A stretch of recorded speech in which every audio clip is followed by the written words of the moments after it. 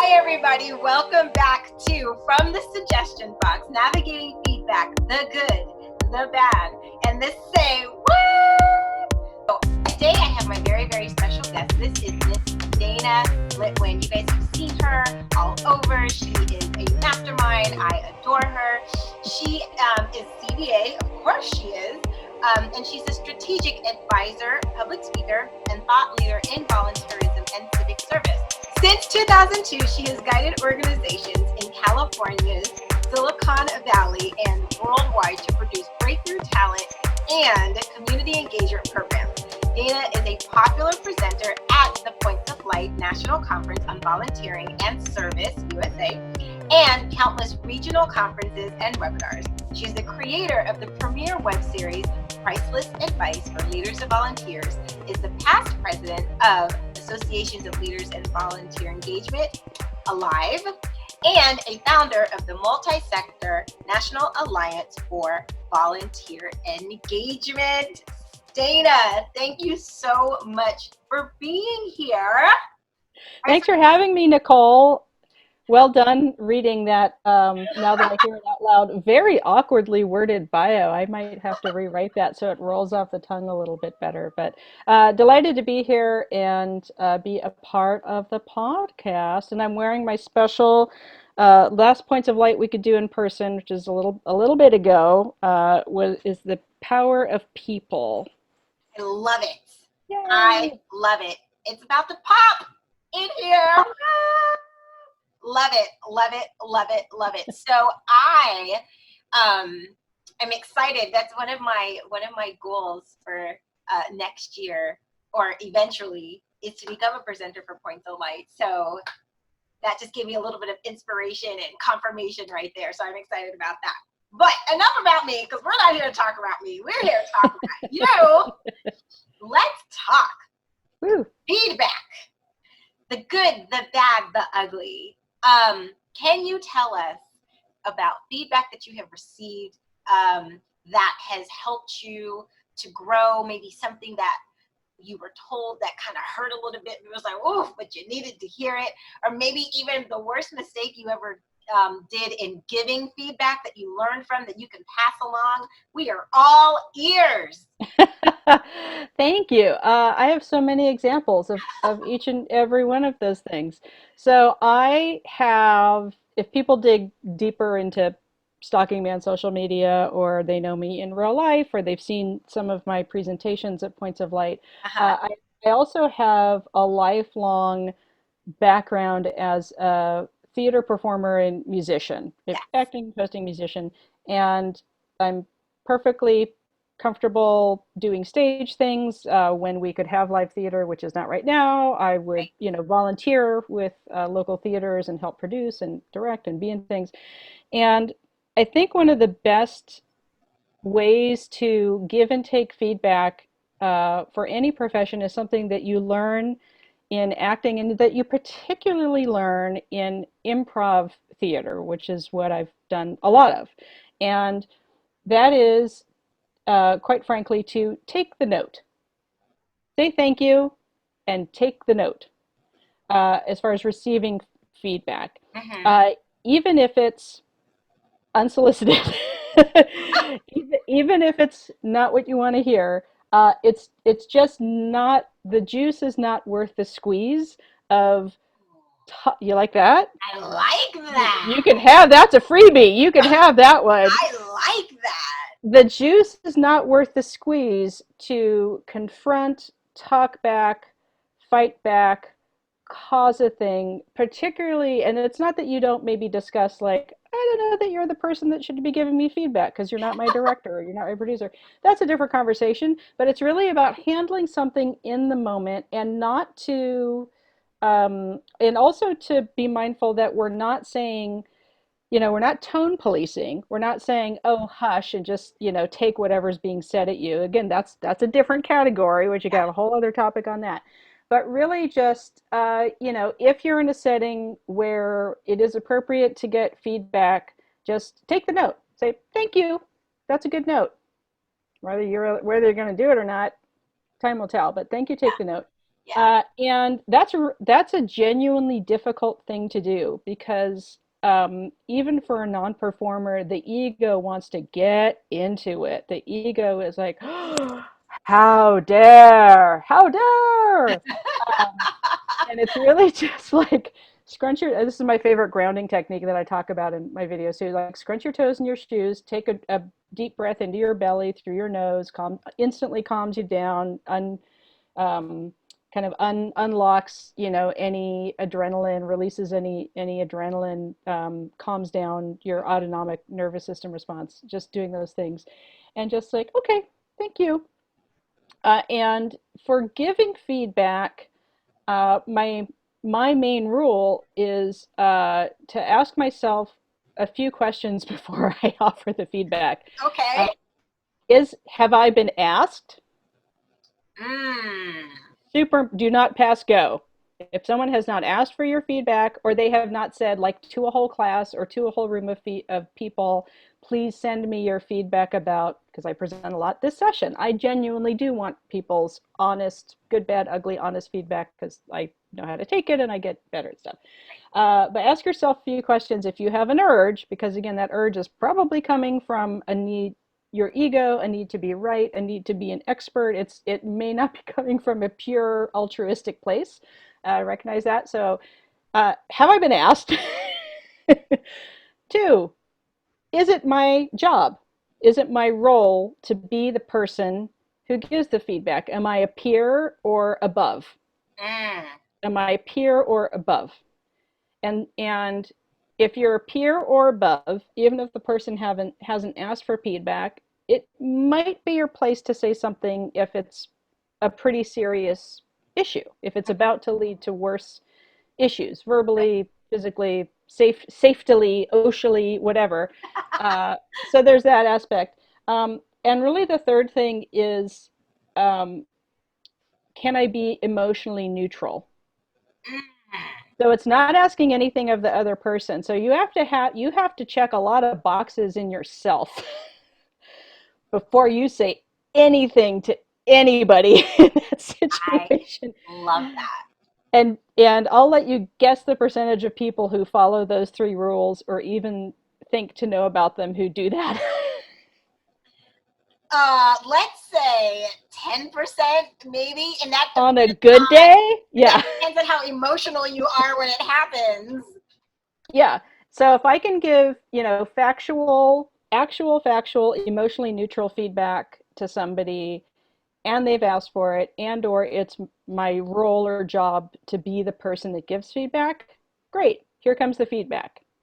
And the worst, there's kind of a joke in theater, but it's a joke and it's a stereotype because it's happened to so many of us, particularly women, particularly to friends of mine who are Black, Indigenous, persons of color, like any kind of group that isn't the classic theater improv, middle-aged, bald, white, cis, straight guy. Uh-huh. Is everyone who isn't that guy, because we all know that guy. Right. And Right. sometimes he's a nice guy, but he's just that guy. Feel that guy. He's just that guy, and he's going to do that guy stuff. Is that we are the worst way to give feedback, which is the joke in theater, which is that your note is to suck less or do it better. Like that's the classic joke of an acting note from a director is like, oh, you have any notes for that scene? Yeah, suck less. And people have said, like, very famous actors have spilled the beans that extremely multi-million dollar directors have been that tactful about stuff. Wow. And it's just like that's not how it should be done. You're like, That doesn't feel what good. did you do with that? Right. Like, no. So good feedback should have, an action item, an actionable thing to improve whatever it is that you're doing and getting feedback on. And it should be said with, if not kindness and compassion, then at least in an emotionally neutral, non hostile way. And that's where that emotional neutrality comes in. Because if I'm having a really bad day And I just feel like I need to snap at someone to get some stuff out. It has nothing to do with them. And some poor person's like, oh, can I have some feedback? Like, you know, I've none of us are perfect people. These have been lessons that I've had to learn the easy way and the hard way. Yes. But yeah, I'm a very direct, painfully honest person, and in my less polished younger years and career, they came out as really blunt and curt and was mistaken for being rude when I usually didn't mean it. Part of my personality is to be a little sometimes too blunt Yeah. or too honest. And so back in the day, if someone said, "Oh, I'd really like your feedback," I'd be like, "Great," and I would like unload on them. Or if I was in a bad mood, it would come off like, "Oh, this is a great way to blow off steam right at this person," and it would get that edginess to it that wasn't had nothing to do with them.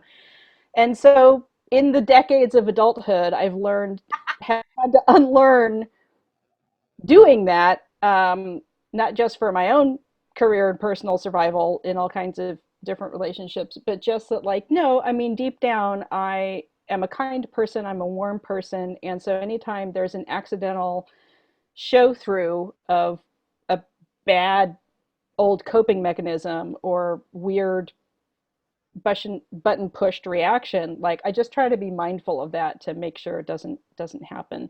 That's not to say that if because if we're talking about feedback, that's really different than it's different than evaluation and it's different than criticism. Okay.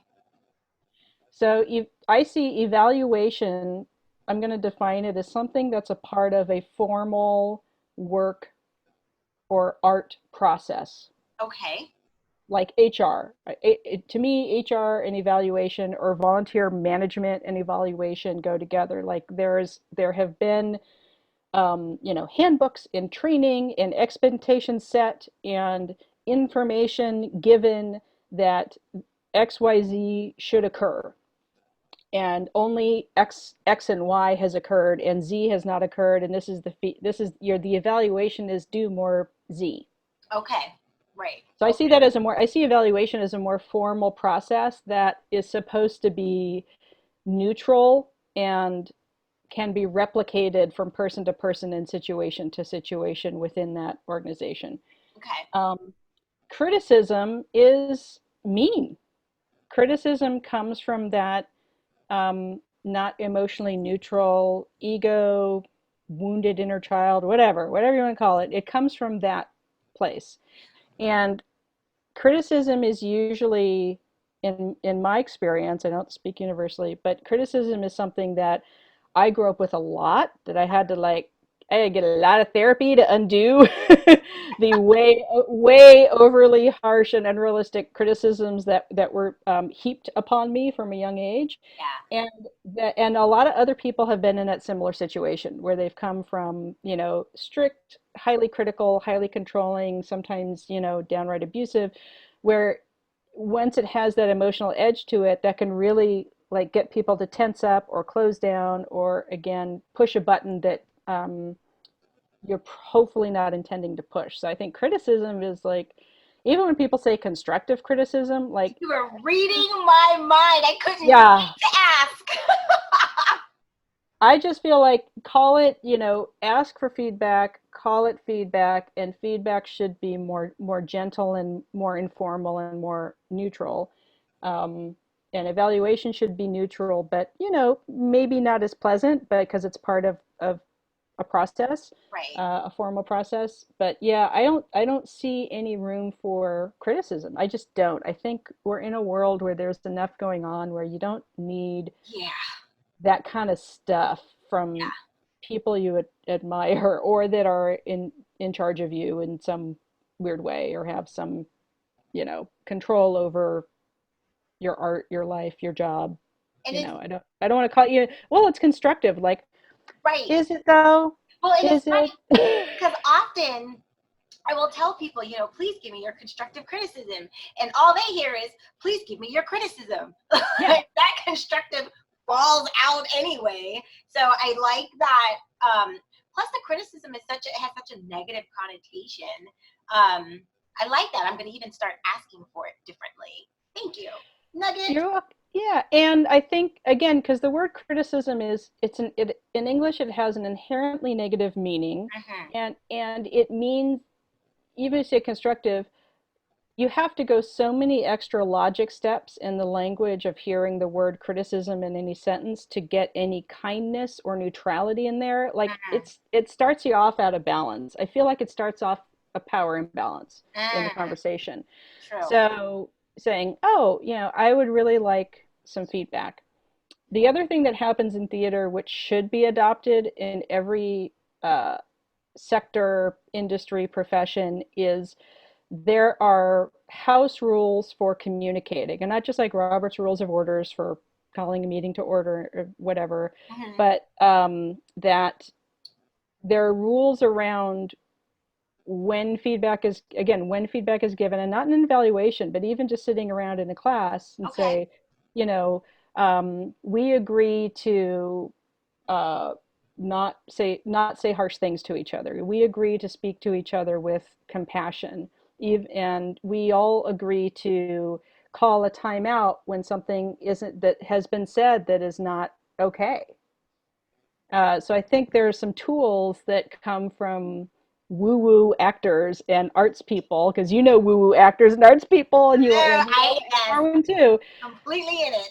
Yeah, and so I think there are ways there's weirdness and nastiness in the theater, and um, that's kind of a stereotype of the snappy diva and whatever. But there's also more often, again, especially in improv circles, more often there is compassion, vulnerability, empathy, active listening, things that are important to doing the craft well. And same thing in music. Like you really have to listen if you're a musician, not just to the notes that are happening, but what's being said about how the song or the piece is going to go. So I think that's a big part of feedback is are we practicing that active listening, or are we just waiting for like, oh, Mr. Carter, Mr. Carter, I got something to say. When Yeah. is it my turn? And thinking about, well, this is what I'm going to say when it's my turn, and the subject has completely moved on, and then they're like, boom. Right. Right. Right. Um, Man, that was good stuff. And I like what you were saying because you can even almost create that culture from orientation and have that mention of our culture is I don't know, I'm just throwing something out there, like a neutral feedback Mhm. type of culture where we expect you to give it and also we expect you to receive it, but so do your leaders. And it's Mhm. an open door and flowing kind of back and forth so that, for the lack of better words, people are put on notice that Yeah, totally. we can come and tell you about yourself. I mean, you'd obviously say it a lot nicer than that, but we can come and tell you about yourself, and that's the culture of who we are. But you can come tell me about myself too if I'm doing something that's not right. Hmm.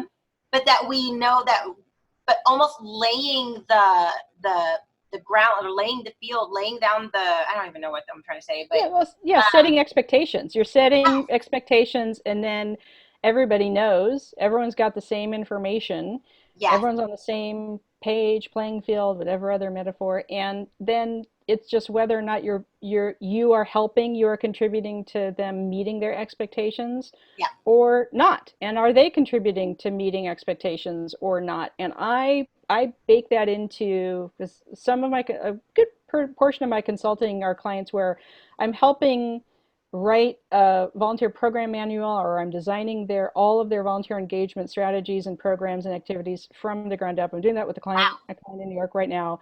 And I've developed both a volunteer handbook and a manual template that has my 3 C's of happy volunteers. Like it has stuff in it, but what it does is it, from the get-go, whether there's been a leader of volunteers, like a volunteer admin or a manager or coordinator already in the job, or if they're starting a program from scratch, like this client is in New York, where mhm, I've also helped them hire somebody who's about to start, like really starting it from the ground up. nice, Then it's baked in from the beginning, and then yeah, you have that. And then if people start to push back against it, you're like, oh, but this is better.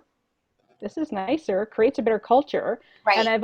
I've also seen, your mileage may vary, I've also seen when the culture of the volunteer engagement program shifts to from gossip and toxicity to empathy to honest, clear, two-way communication, emotionally neutral communication.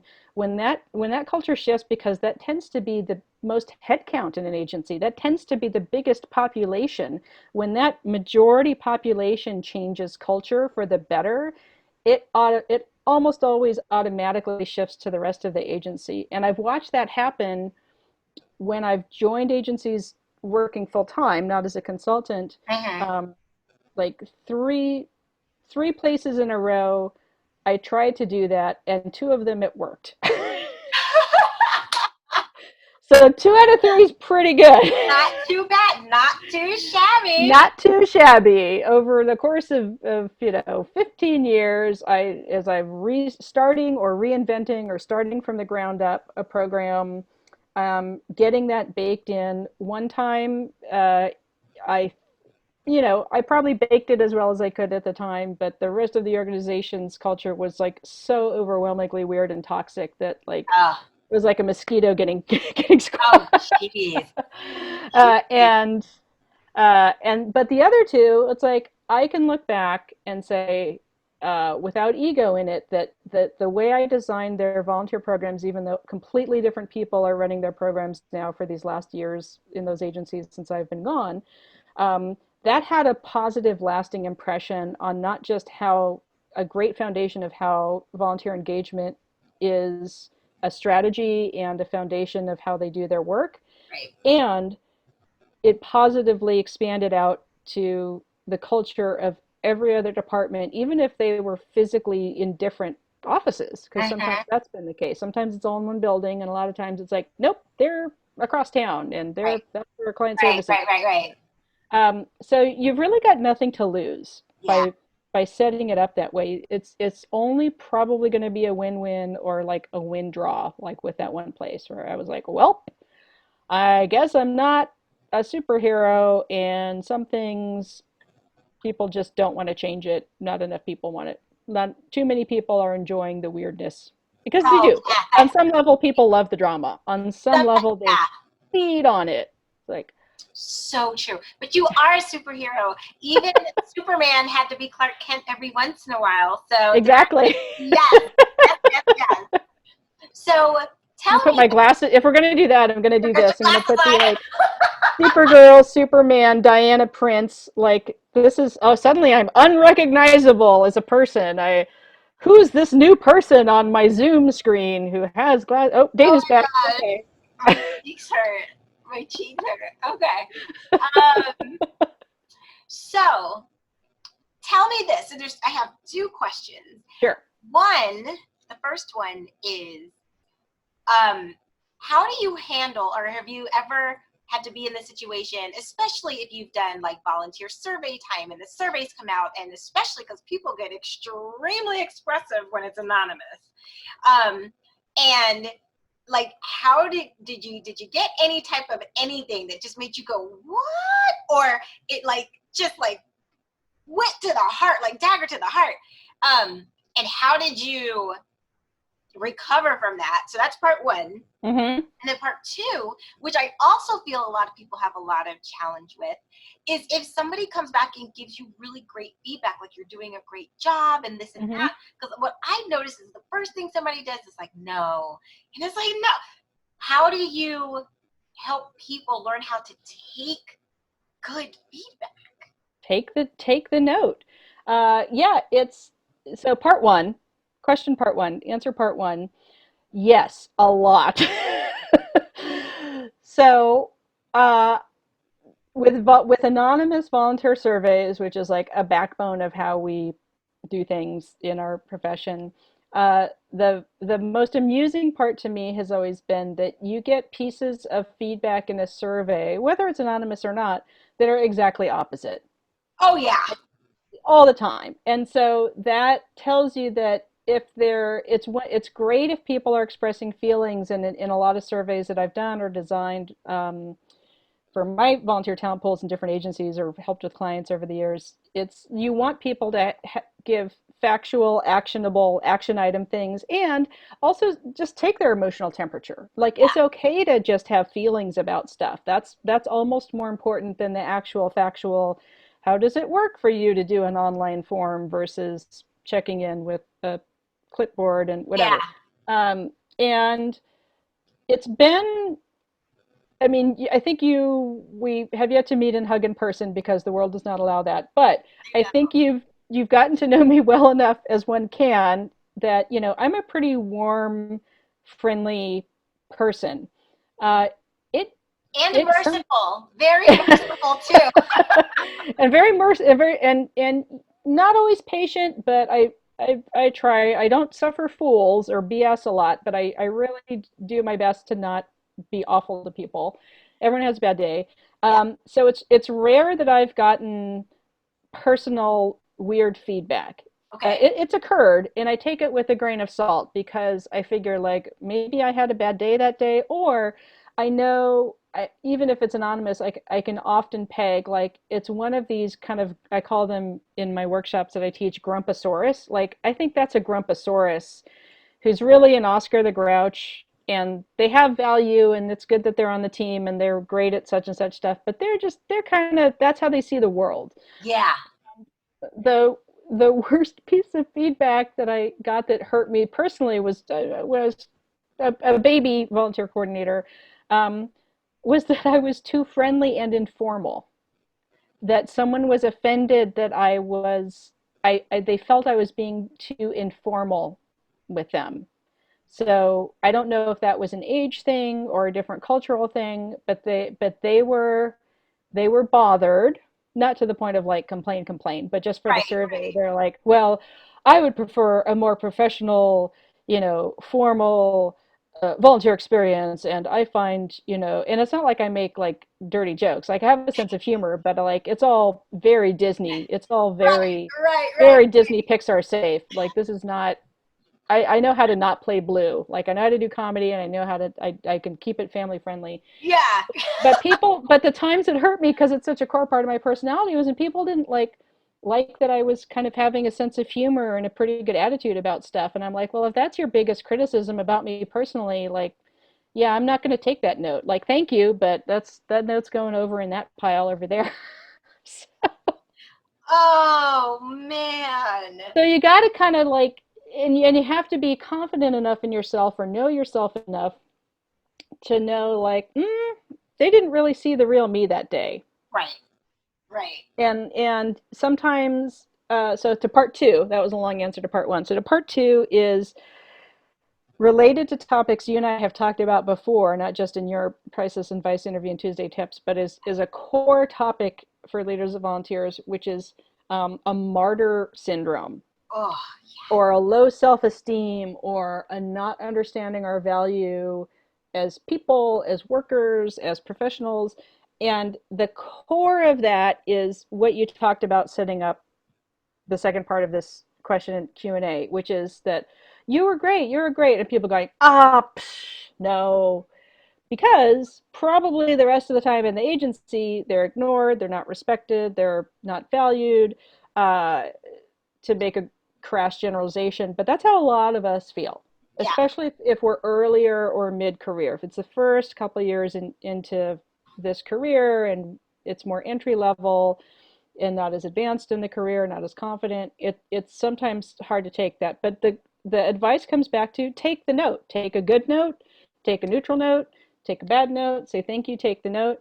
And if it's a compliment, if you're in a place of being someone with lower self-esteem or insecure, which hey, that's how things are, just it can be really healing to learn how to take compliments. And I've also noticed that friends of mine, since I'm in California, and we're like, thanks, man.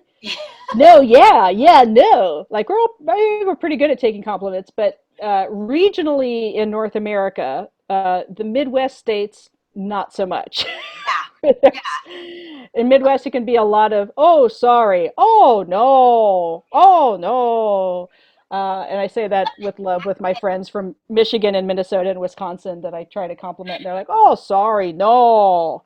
Uh, so, some of it's, depending on whatever cultures and areas you're raised in and what your family was like. But, we don't get complimented enough, I think, in general as people, but especially in this profession. So take the good points. Yes, exactly. That is exactly why I created this. It is 801 compliments and awesomeness, and you can take it and you don't even have to say thank you. You can say thank you to yourself. But Yeah, give. the other day I heard the amazing Karina Sadler. I was listening Oh, to. is it? We love Karina. We're Oh the my Karina gosh! fan club All day. presidents. Yeah, Oh my she's so gosh! awesome. All Yeah, day. yeah. She was she's on a podcast with Meridian Swift, Yep. Plain Talk, Volunteer Plain Talk. and Yep. she responded to a compliment that Meridian had given to her in a way that I have never heard anybody. And I was like, I am taking that note and I'm sharing it with the world. Use this as an example. She simply said, thank you for that. I'm paraphrasing. Right. Thank you for that kind feedback. That was very nice of you. And then Ta-da! to whatever she was saying. And it was like, at that point, if you believe it or not, that Right. person thought enough of you to speak it and to say it. So don't bat it away. Take it as much as, like you said, take the note. Maybe as hard as it might be, but if you just learn that phrase, it's almost kind of a way for you to just naturally bat it away, but also hold on to it at the same time until you get used to it. Because, and again, I hate to keep bringing this up, but that is why I did this. That's the point of Nicole R. Smith's book. Yes, it literally is, because sometimes we have to do that self-talk and talk to ourselves and remind ourselves, because everybody else in the agency is not necessarily saying, they're not doing that, but they're also not going out of their way to be like, that was really great. And like you said, you might be getting ignored, or you didn't even get invited to the meeting where they're making decisions about your stuff.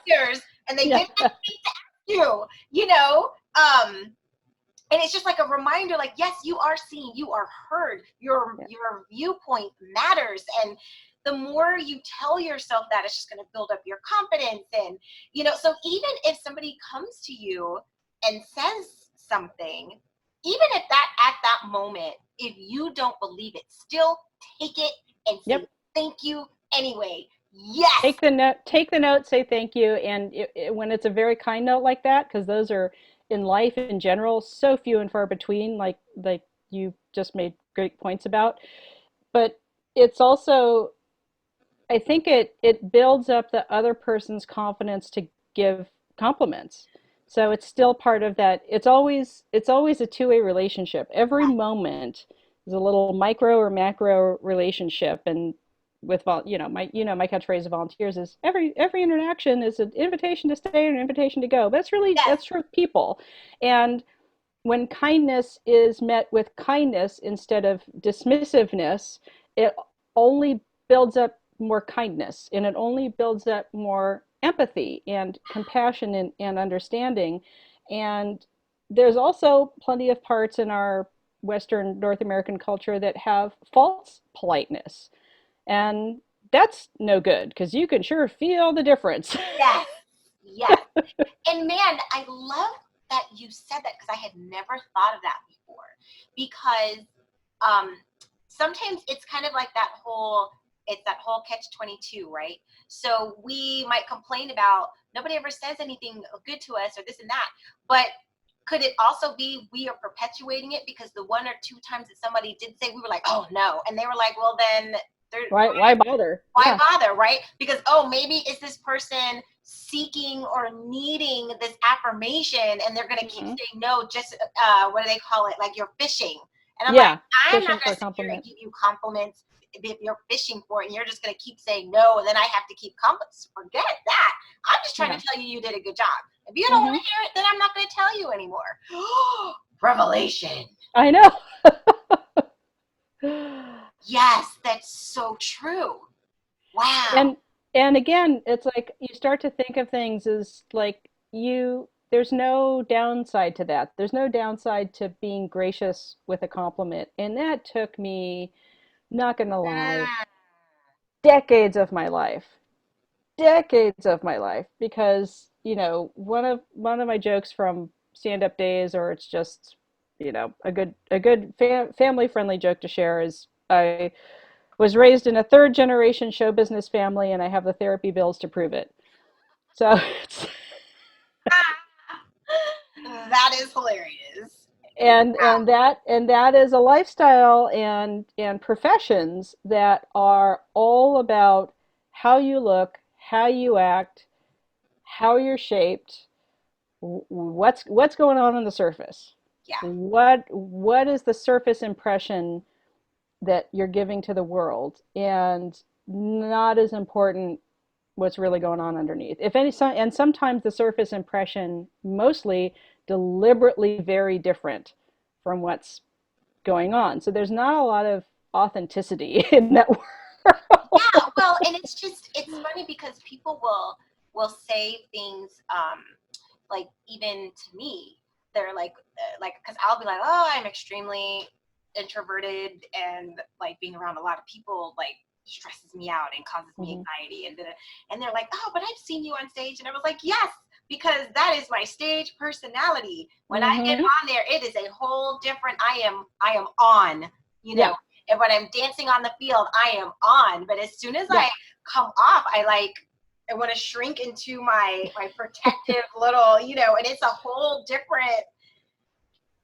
different experience. So Yeah.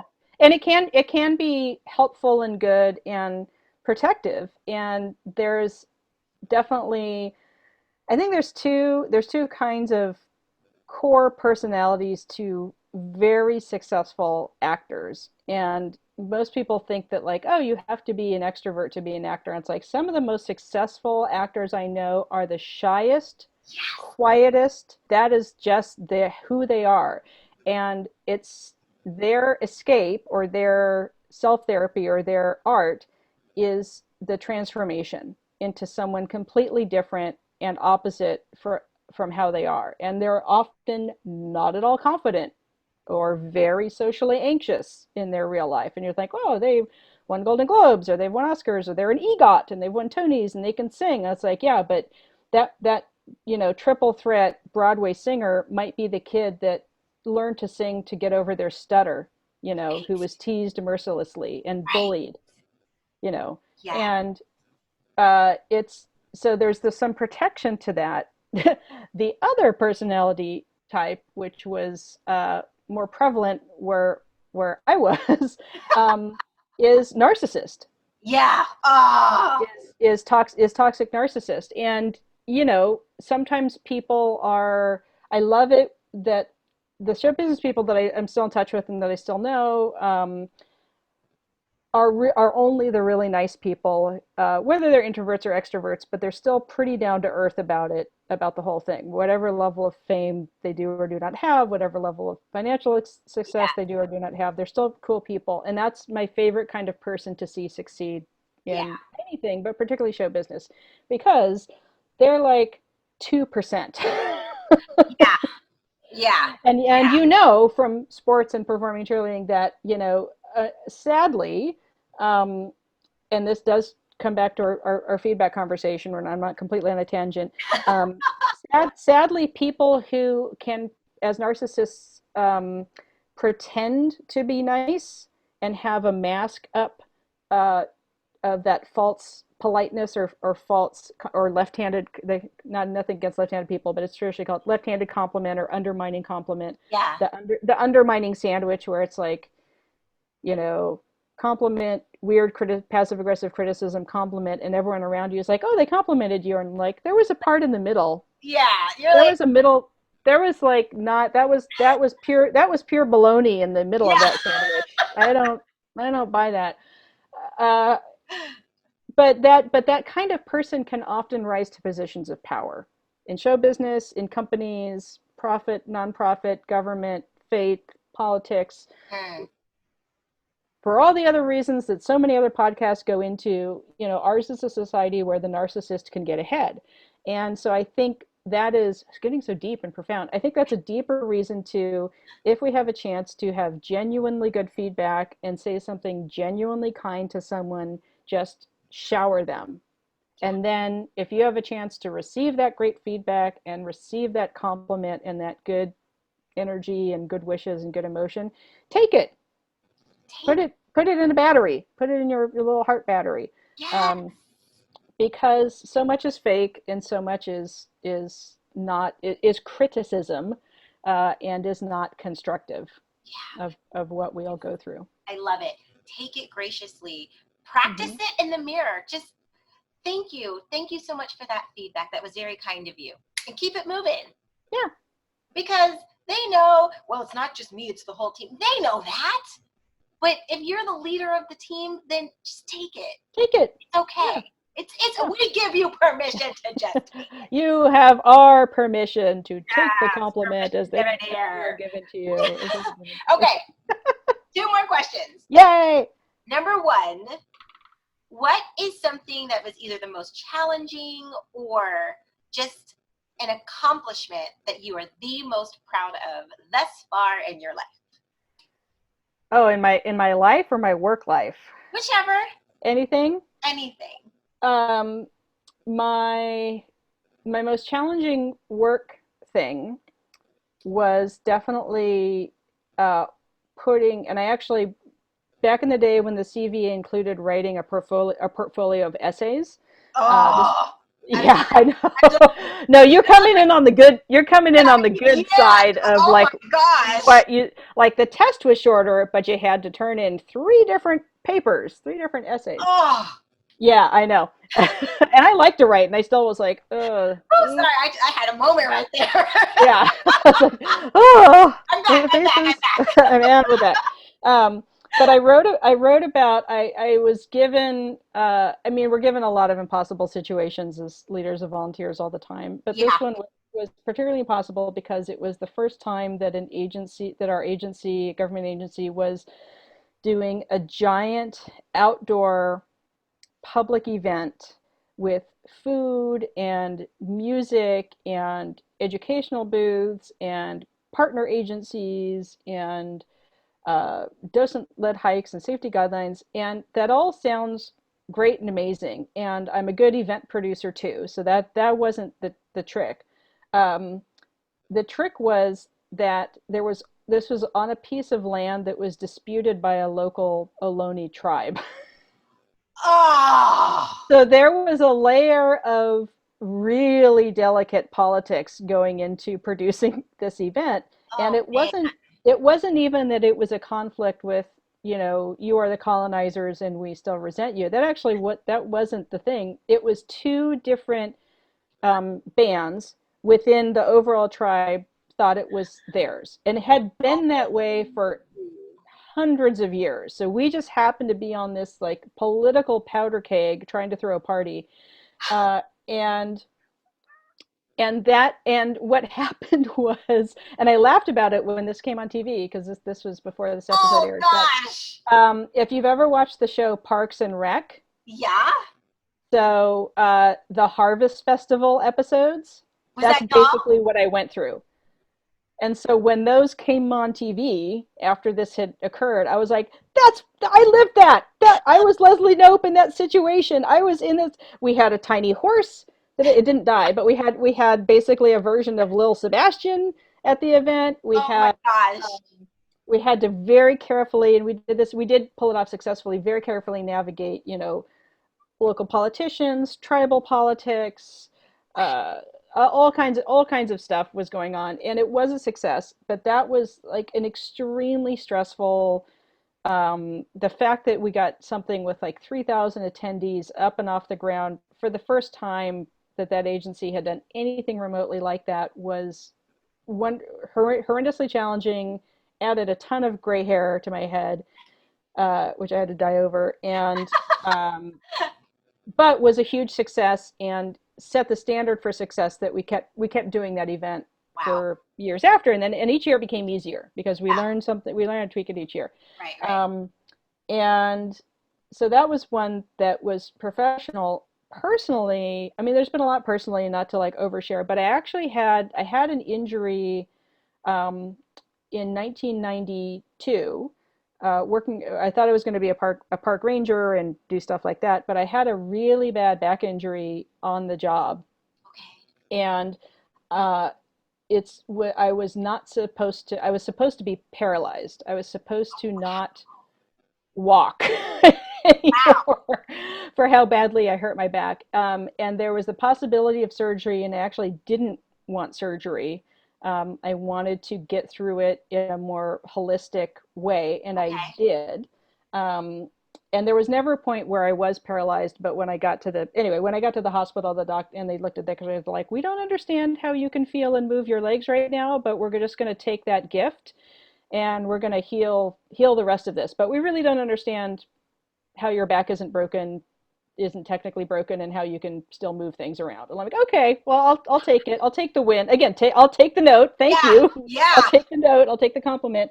So that was, I was young and healthy enough that it was still a really tough recovery over some years to get back to pain-free mobility and stuff like that. And it's like the thing, like storms are coming, like, Yeah. yep, I can feel it in my lumbar. It's going to rain tonight. It's like I get kind of that stuff still. Um, Oh, that's hilarious. so that was probably, yeah, probably that one on a personal note that I kind of kept my life together, kept it from falling apart, kept on going, recovered from that, all that good Mm. stuff. Lifetime movie material, let me tell you.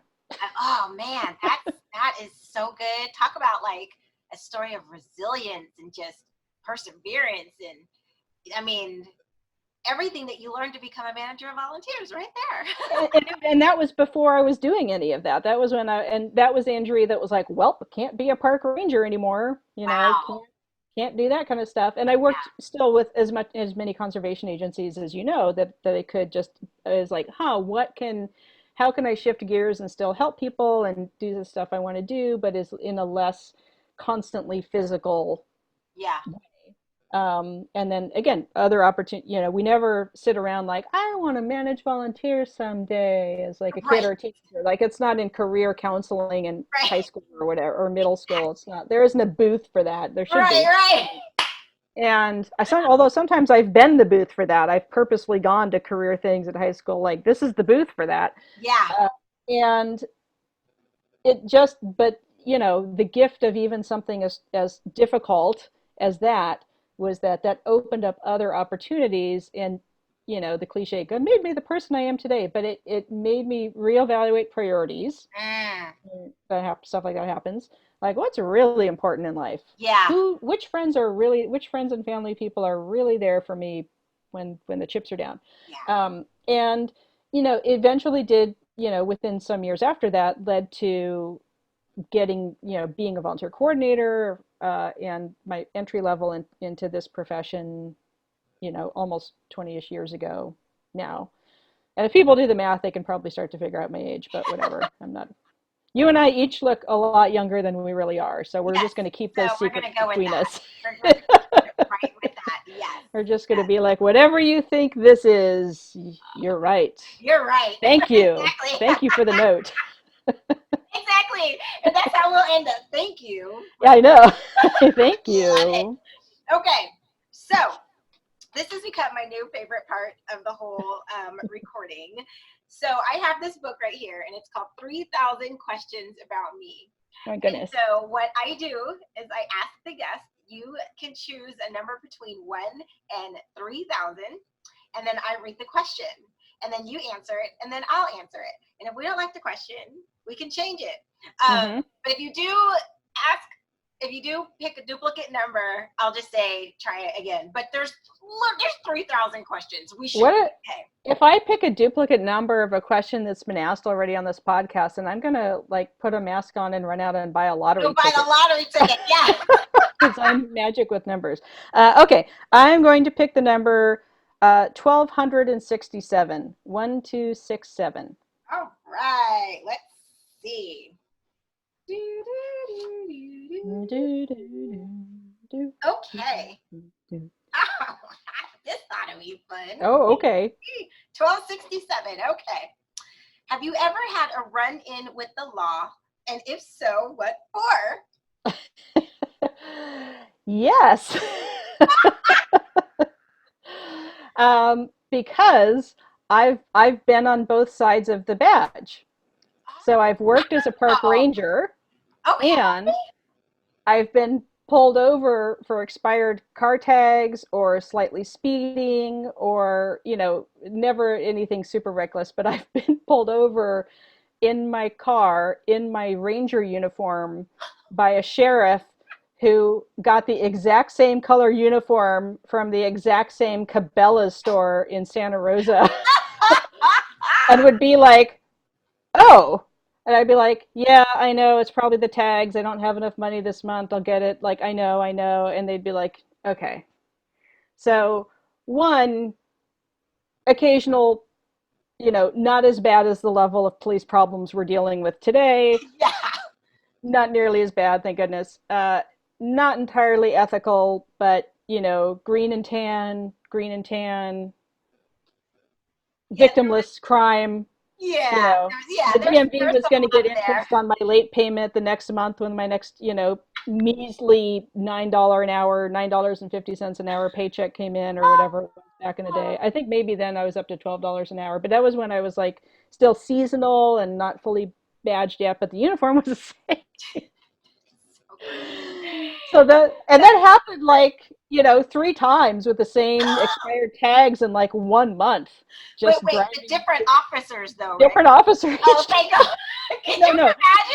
Oh no. Well, then it would have been funny. Then they would have like recognized my sad little beat up old car and gone like, Oh. "Oh, that's Ranger Dane. That's just Ranger Dane down there that, doesn't have enough money yet for that $97 registration ticket because food and Oh, my cheeks. because she's got to buy ramen and pay rent." Right, exactly. Oh, my cheeks hurt. Okay. Um, So there's been that. But the other times have been when I was rangering.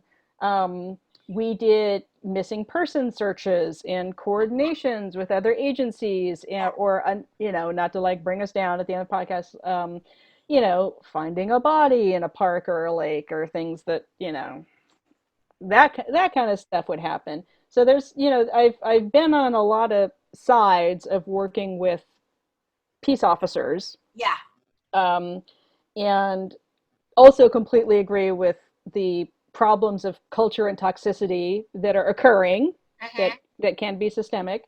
But I can say that for like my harmless little young self to be dressed in exactly the same clothes as the sheriff pulling me over for a minor traffic ticket, that was pretty fortunate. Yeah, And then I didn't get into absolutely. more debt and get more paychecks behind and paying off all my car things. I mean, take the win wherever you can get it. I know. I was like, "Thank you for the note. Bye." Oh my gosh, that is awesome. That is awesome. The biggest thing for me has been like a speeding ticket. And then the worst one was like not even like on the highway where, I probably really deserved it, but it was Hmm. like out in the suburbs. And they were like bordered, like they had to meet their quota at the end of the month or something. Yeah, And I was it's like so much two worse in the miles. burbs. It's Yeah, so much worse in the burbs. it was Yeah, 2 miles over, yeah. and then the guy was like flirting with me. I was like, just give me the ticket or don't. Like, don't flirt and give me the ticket. Like, that's not how this works. That's not how you. This You know, isn't an appealing. This isn't an appealing. yeah. Although, here's another life factoid, and it doesn't embarrass me. It's fine. But my mom's second husband, we won't count. But my mom's second husband, um, not my dad, my mom's second husband. She met him because he was a Newport Beach cop that did pull her over for a speeding ticket, and she flirted her way out of the ticket, and they started dating, and they got married, and the rest was history. Okay, so then I take it personal. So in that case, it worked, but I completely agree with you that most of the time it's grossly inappropriate and shouldn't be done. And I still think that, it wasn't right of her or him to flirt or respond to the flirting Yeah. or Well, and that's the anything thing. And like he that. was flirting with me. It's not even like I was trying to get out of it. I was just like, you know what? I'd rather you just give me the ticket. Yeah. Your picture sure looks pretty. Like, okay. Oh, and then it's the whole because like what you had just talked about, we both don't really look our age. Oh, I wasn't like, can I just have the ticket, please? I got places to be. Thank you. Yeah. It's like just like, yeah, I'll pay the $70, like whatever, Ugh. whatever dumb thing it is. The flip side of that is that I don't think it's advantageous anymore, but it used to be advantageous if I used to live in much more dangerous and less expensive parts of San Francisco when I first moved here in the 90s. This is even before like the tech boom or anything. This was like Wow. downtown San Francisco. It was a whole different scene.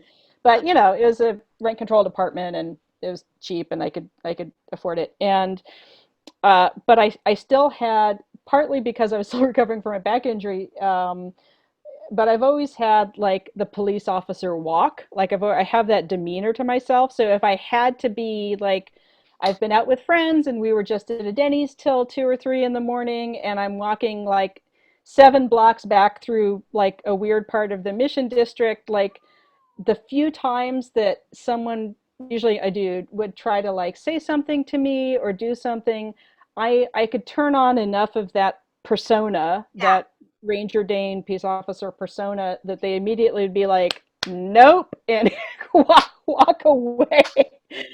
So being able to, again, project a persona in a certain situation like got me out of harassment or Yeah.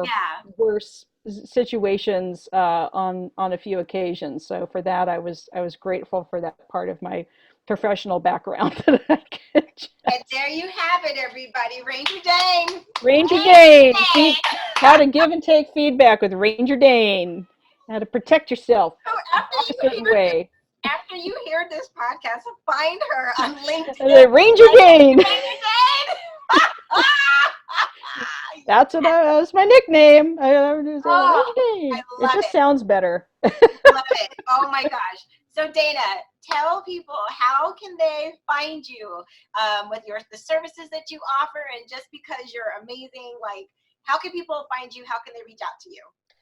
They can reach out to me and bask in my amazingness, according to Nicole Smith. Thank you for the note. You're very Yes, I was kind gonna. to compliment me. Uh, on DanaLitwinConsulting.com and also just DanaLitwin.com. All of those feed into my main website. And my Twitter and Insta handles are at Dana Litwin CVA, DanaLitwin CVA. And I'm on the Facebooks, as I think I'm one of the only Dana Litwins out there, but you can see my all of those pictures of me on social media are pre-pandemic hair, where I usually like to keep my hair in like a pixie-ish cut, like kind of a little shorter and easier to manage. And this is It. definitely like I my love hair. My hairdresser Alejandro is not seeing anybody yet, so this is definitely quarantine hair, and it's almost to like braiding and ponytail length, but not quite. So I'm you you should still recognize me, but my hair will be shorter. and you're on LinkedIn too, right? Yes, LinkedIn, again, Dana Litwin. The CVA is pops at Dana Litwin CVA on LinkedIn, and on the YouTubes, Dana's Priceless Advice for Leaders to Volunteers. Again, I'm pretty sure that's the main thing that comes up in a search on the YouTubes. Yeah. And Nicole, you have a lovely interview there, and Karina has a lovely interview, and Yes. Faiza and a bunch of our other friends and colleagues are Yes. Just on the channel or about to be, so it's all good stuff. But yes. thank you for having me in my weird hair and comfy Points of Light t-shirt today. Oh, I love it. This is so great. This is so great. Dana, thank you again so much for being here. And for those of you who have tuned in, thank you also. And make sure that you go and visit her Priceless Advice, because it literally is priceless. And there's just so much, there's a wealth of knowledge that you can glean from her and from the guests that she has. So make sure you go onto her page and subscribe on her page, and then subscribe on mine, so that every time we put up a new podcast, you are getting that notification. And I just want to thank you guys again so much for tuning in to From the Suggestion Box, navigating feedback, the good, the bad, and the say what? All right, I will see you next time. Bye-bye.